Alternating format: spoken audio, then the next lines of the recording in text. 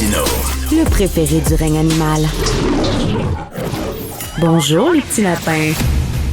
Alors, le glyphosate, c'est un herbicide, un pesticide. Là, il y avait une étude qui avait été effectuée en l'an 2000, il y a 25 ans, où on disait c'est super sécuritaire, vous pouvez utiliser ça pour tuer les bébites, les insectes sur vos plants. Il n'y a aucun problème. Eh bien là, la revue qui avait publié cette étude-là vient de la désavouer 25 ans plus tard.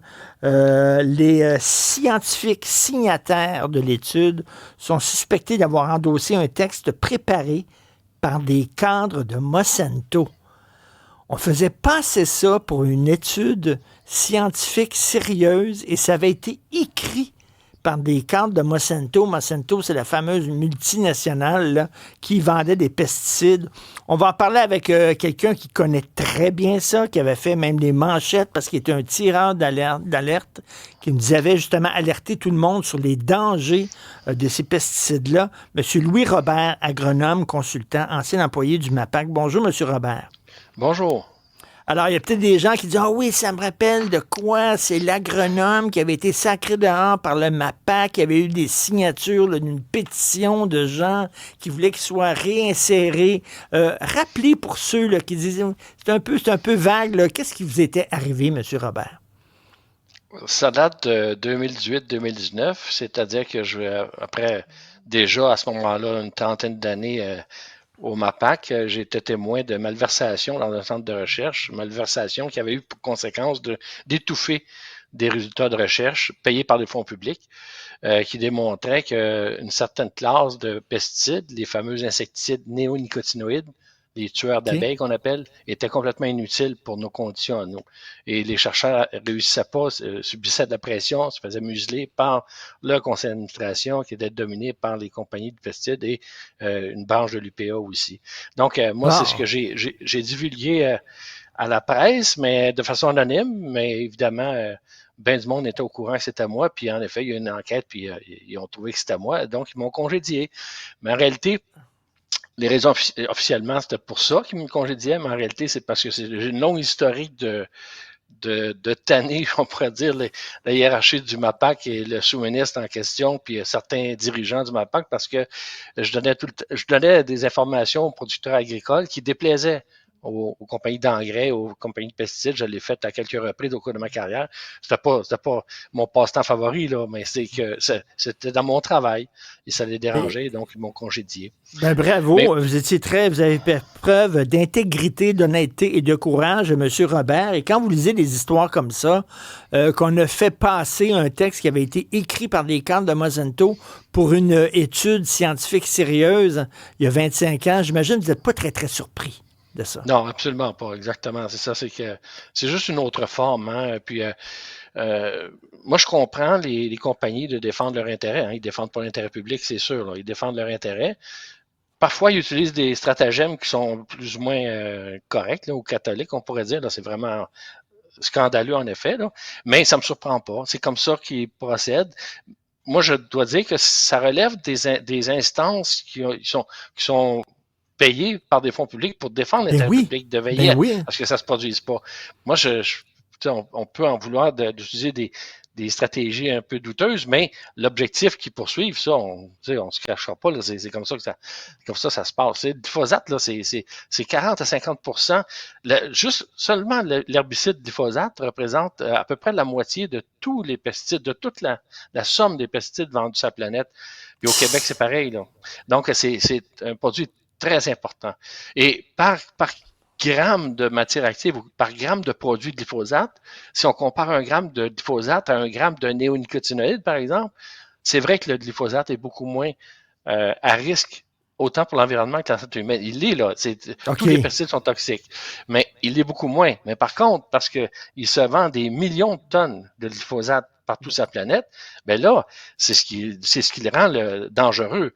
Et puis là, on en retrouve partout, là. Même dans les produits bio, à cause de la Ah oui. contamination de l'air. Oui, on l'en trouve partout. Il y a un chercheur français qui nous présentait il y a 2 ans de ça des données que dans les manchots en Antarctique, il relevait des traces de glyphosate dans les tissus des Ben manchots en voyons Antarctique. donc. Ouais, ouais, il y en a partout.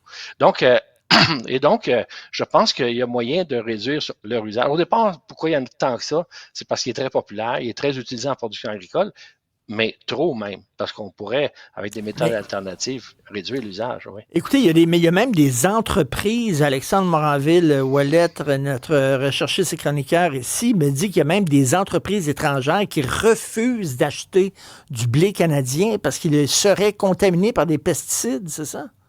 Oui, dans ce cas-là précis, le blé, les pâtes alimentaires en Italie, les fabricants de pâtes ont refusé d'acheter du blé canadien parce qu'il était contaminé. Il y avait du glyphosate dedans. C'est le même produit, là. On parle encore de glyphosate, là. Et donc, puis, vous savez, c'est un peu la même chose au Québec même, hein. En octobre 2020, il y a eu un petit scandale. Ça n'a pas été relevé trop tôt dans les médias, là, mais en 2020, on a appris que il y a de l'argent public qui servait à rembourser. Non seulement on recommandait l'usage du glyphosate dans les céréales, dans le blé, mais on utilisait de l'argent public pour rembourser les agriculteurs qui utilisaient ça. Là, ça s'est su, là, ils ont fermé la porte, mais ça aussi, ça c'est un mini scandale à notre échelle, mais moi j'ai dénoncé ça, évidemment, là, puis le Ben MAPAC n'a oui. pas fait grand-chose Là, vous là-dessus. dites, là, c'est des millions de tonnes là, de ce genre de pesticides-là qui sont vendus à travers le monde. Ça veut dire que les entreprises là, qui fabriquent et qui vendent, comme Monsanto, c'est des géants. C'est des entreprises là, Ah qui oui, gagnent des même que milliards de dollars. Là. récemment, il y a quelques années, Monsanto, maintenant officiellement, le fabricant de Roundup ou du glyphosate, c'est Bayer, une Et société d'ailleurs, oui. allemande, qui a acheté Monsanto. Ça a été une transaction là, dans le domaine qui est une des plus grosses dans l'histoire de l'agrochimie là, dans le monde. Plusieurs milliards de dollars ont été transigés à ce moment-là. Donc, c'est Bayer qui produit, qui est en arrière de ça.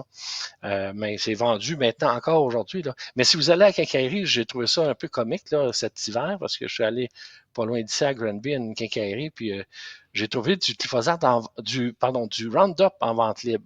Ah oui. Puis là, je trouvais ça curieux parce que il y a un règlement, même un règlement municipal qui l'interdit, puis c'est en vente libre comme ça. Euh, il y avait quelque chose qui ne marchait pas. Quand je me suis penché, j'ai regardé vraiment le contenant, je me suis aperçu que la matière active du nouveau Roundup, le Roundup Advanced qu'il appelle, ce n'est plus du glyphosate, mais c'est de l'acide acétique, autrement dit du vinaigre. Et Ah donc, oui. c'est très, très surprenant. Moi, je ne comprends pas la décision de la compagnie d'avoir quand même gardé la marque déposée Roundup sur le bidon, là, parce Ben que c'est oui. en mauvaise presse de Roundup. Mais on s'aperçoit que la matière active a été changée, c'est du vinaigre. On peut faire la même recette à la maison. Mais comme vous dites, là, que les entreprises veulent faire de l'argent, c'est une chose, mais que les organismes publics puis les scientifiques qui sont censés nous protéger l'intérêt des consommateurs puis des producteurs, qui se mettent à plat ventre devant ces grosses entreprises-là, c'est ça le maudit problème.